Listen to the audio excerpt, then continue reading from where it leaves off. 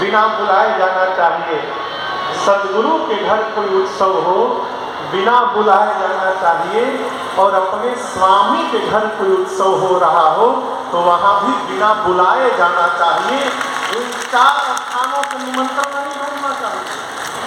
परंतु देवी, यदि जानबूझकर नहीं बुलाया गया है तो मैं कहता हूं, ताहा गए कल्याण न हो। वहां जाने पर कल्याण होने वाला नहीं है। मां नहीं मानी। अंत में मुख्य गणों को बाबा ने साथ में देकर भेजा। पिता के घर गई, यज्ञ मंडप का दर्शन किया। सभी देवताओं का स्थान, रुद्र का कोई स्थान नहीं। मां का शरीर क्रोधाग्नि में भड़क उठा। मां बोली, हे देवगण मुनिगण, ध्यान से सुनिएगा। आप में से जिसने बैठकर मेरे पति की निंदा की है अथवा अपने कानों से उनकी निंदा को श्रवण किया है, आप सबको दंड मिलेगा। मर्यादा कहती है, जिस सभा के मध्य में संत की, शंभु की और श्री हरि की निंदा हो रही हो, वहां बैठे हो।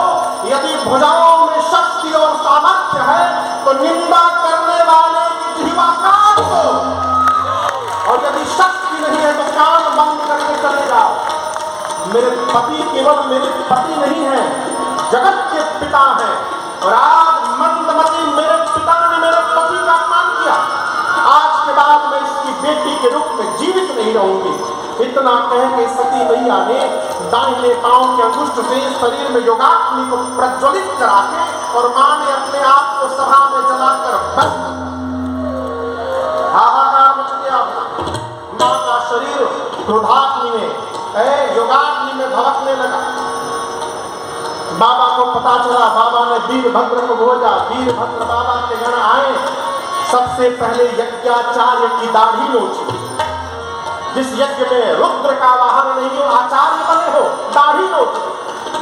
पूसा नाम के देवता के दांतों को तोड़ दिया मां। किसी का आंख तोड़ा, किसी का पांव तोड़ा, किसी का हाथ तोड़ा, किसी का पीठ तोड़ा।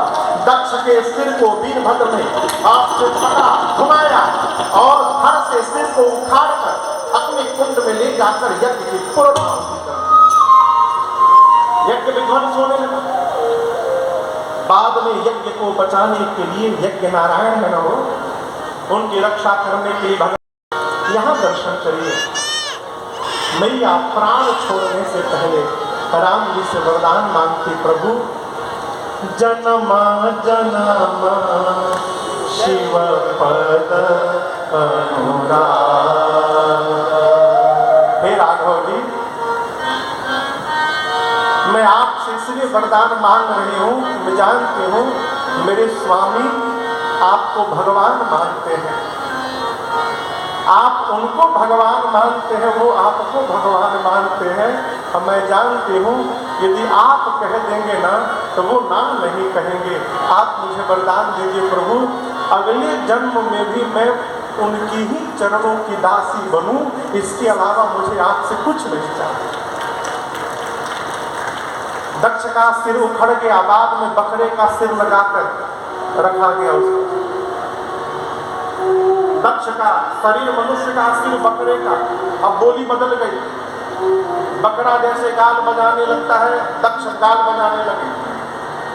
भगवान शंकर देखे तो उनको हंसी आ गई। बाबा के गण सोचे, इस प्रकार का साउंड होने से हमारे बाबा प्रसन्न हो जाते हैं। तब से लेकर आज तक बाबा के भगत उनके सामने गाल बजा बजा कर उनको प्रसन्न करते रहते हैं। तब से परंपरा चल पड़ी। राम जी ने कहा, सती जी आपके पिताजी जीवित हो गए हैं, बकरे का सिर लग गया है, अगले जन्म में भी उनकी ही बेटी बना दो। बोली बोल कर भी नहीं, दक्ष की बेटी हूँ इसलिए शरीर छोड़ रही हूँ।